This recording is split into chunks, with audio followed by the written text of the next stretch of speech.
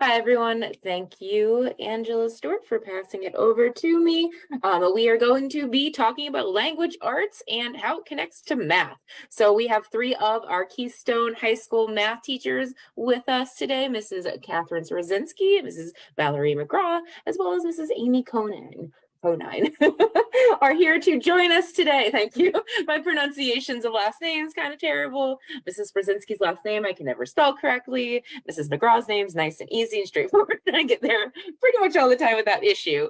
So today we are going to be exploring the world of language arts from the perspective of the math world. Usually kind of think of math and reading and math and English. It's kind of oil and water. They don't necessarily always mix together. I know that before I became a structural note supervisor, I was a social studies teacher, and so it is a very kind of tropey thing in the teacher world that social studies teachers and math teachers don't necessarily mix together. I am proud to say that having worked with the math team for going on over 2 years now, that I am starting to understand more how the math mind works.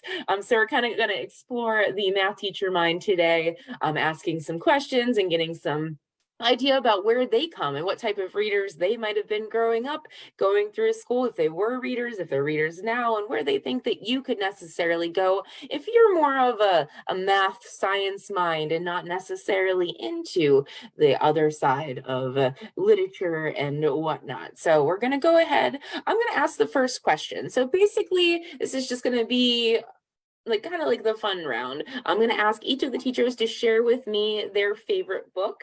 My personal favorite book, I'll start first to give them some time to think and make sure they have their answers ready. My favorite book is The Other Boleyn Girl. It's about King Henry VIII and a lot of the stuff that was going on in his court way back when, but it's kind of like it's called historical fiction. So it's definitely not 100% accurate because it's almost told from the first perspective of one of the sisters of one of Henry VIII's wives. And there's kind of definitely not a whole lot of history following her, just tidbits here and there. And then an author comes in and uses that kind of broad stroke mentality to look at the historical facts and drive that in. Anyway, that's my favorite book. That's kind of why it's actually one of the reasons I went into social studies education, because I got so excited about European history that I wanted to share it with all of the students. So jumping on in, Mrs. Rzazinski, you want to go first and share with our students what your favorite book is? Do we have all day? I love to read. I am an avid reader. I have fond memories growing up, going to the library and picking out like 10 books and reading them on the way home, even so that I get really car sick, but I was so excited to read them that I would read them on the way home no matter what. I still go to the library quite frequently. My children and I go at least once a week. In the summer, we tend to go around to different libraries. I currently have a stack of like 6 books here that I'm reading. But my favorite book of all time, the one that I've read more than once, I probably read it at least 15 or 20 times, is To Kill a Mockingbird by Harper Lee. It's I'm very similar is that I do like historical fiction, but I also like mysteries and trying to figure out a problem. But To Kill a Mockingbird has been a classic, something that I've read multiple times whenever I need something to just settle me. And that's what I think I enjoy most about reading, is a way to escape and a way to, open up my mind. That's wonderful. Has anyone else here read To Kill a Mockingbird? It's kind of used to for school, yes. It was required. Yeah, way back when it was required. I hate it. I think they forced us to try to read it. I, as the diligent student I was, might have read it through Spark Notes, which, please, you lose so much wonderful portions of the literature if you go through Spark Notes. Sometimes you have to read things more than once. I really think, Miss Wagner, you should give it a second chance. I have, and I've also watched the movie, which it is made into a wonderful classic movie as well. If you read it a second time, you always pick up things that you didn't catch the first time. Yeah, and you think about even stages of life. There are certain books that, like, you're going to read something whenever you're 16, and your 16-year-old brain's going to interpret doesn't mean as much, right? Yes. and then your brain just evolves. Like your life experiences, you relate and connect with different characters. Like as a kid, you might relate to the kids involved in To Kill a Mockingbird. As an adult, you might relate more to the dad. It's definitely something that kind of grows with you. Right. Awesome. Very cool. Valerie, Mrs. McGraw, would you share us with your favorite book? Sure, mine is historical fiction too, and Miss Wagner, I know you're gonna, but my favorite books are the Outlander series. I knew that. And it's you know, historical Scotland way back when all the wars were going on, but it includes fiction because they time travel and very, very interesting. But Yeah, I that's also loved, in college, I took a history of math course, and we were required to read many things about the founding fathers of math, and some very interesting things like Pythagoras. They believed he had it was called synesthesia, where he could hear or he could see music. He could, you know, he could taste colors, things Oh my like that. goodness. He also had a cult, and the cult believed that animals had the same rights as human beings. I mean, some really way back when all those founding thought, some really strange things. So very interesting to read.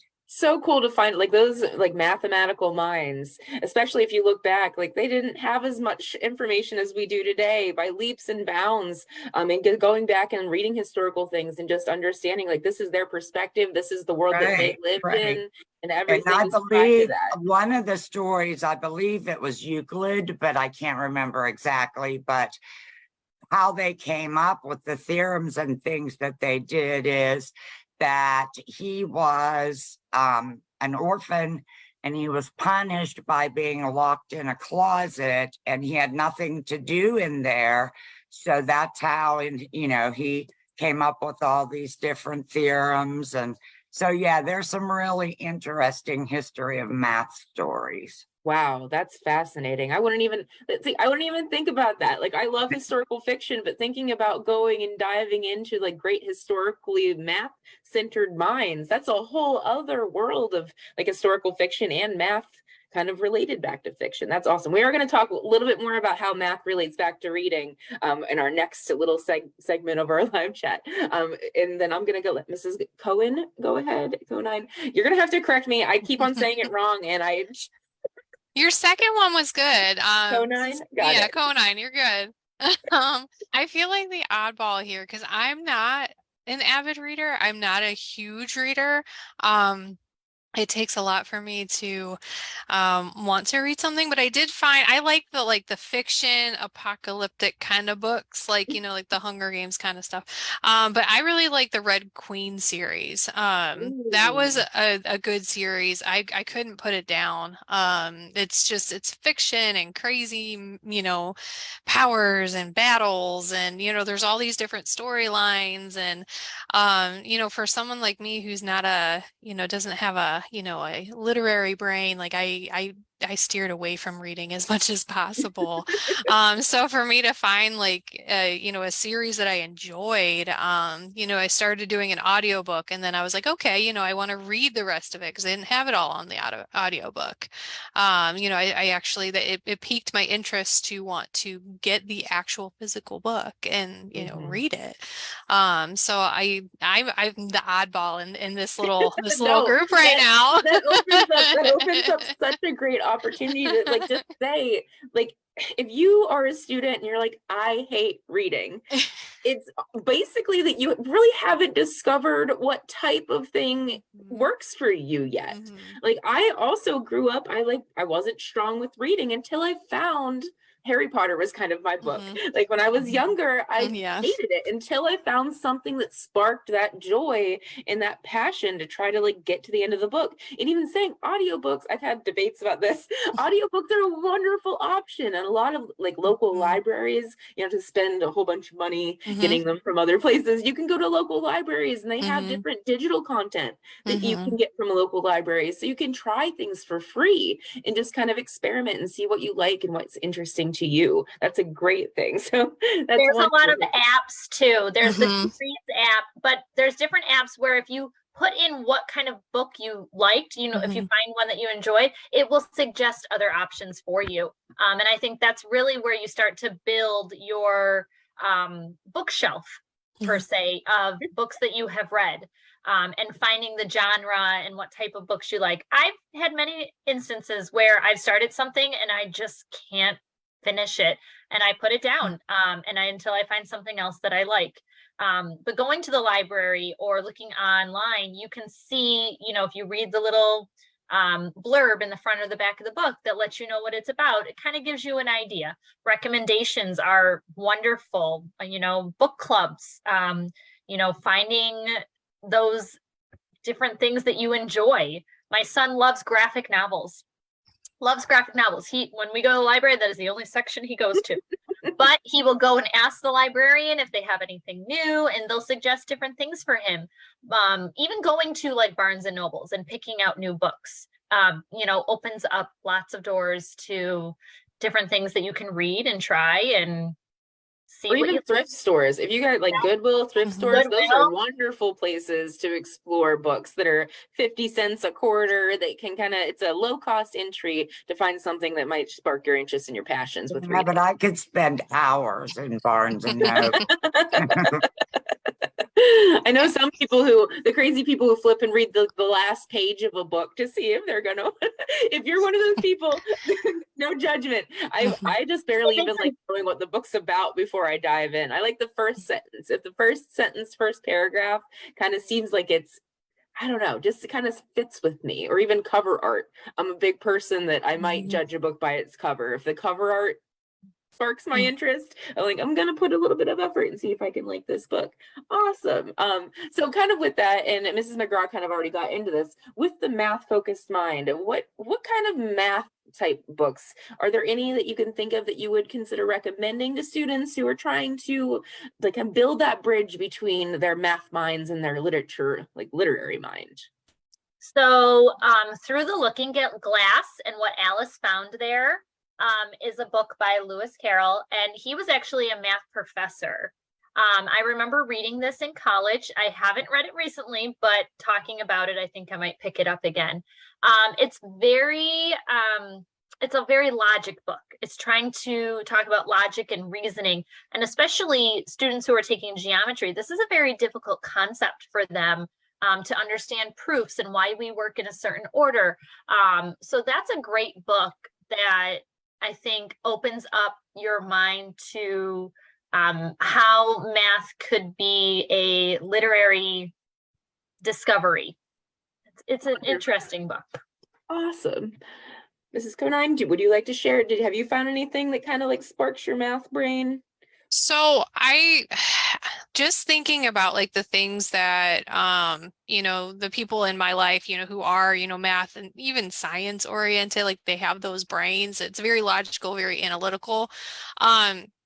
I'd say look into more of the kind of complex topic books, like Miss Swerzinski, I can't do your last name, Swerzinski was saying, like the Lord of the Rings and the Hobbit and things like that, because it's complex. It has a bunch of different storylines, a lot of different characters, action, it has all this stuff that you have to keep track of, and it keeps your brain going and going and going. So it may not be necessarily like math related, but it does keep your math logical analytical mind going through those complexities that you're looking for, those challenges, because sometimes there's just not that literary piece that's challenging for the math minds, for that what you're looking for kind of thing. So when I was thinking about, the math stuff, I'm like, well, not really, I don't really have a book or, a type, but like, I think that the Lord of the Rings kind of stuff would be Absolutely. great, Yeah, with that's just a the great point. complexity.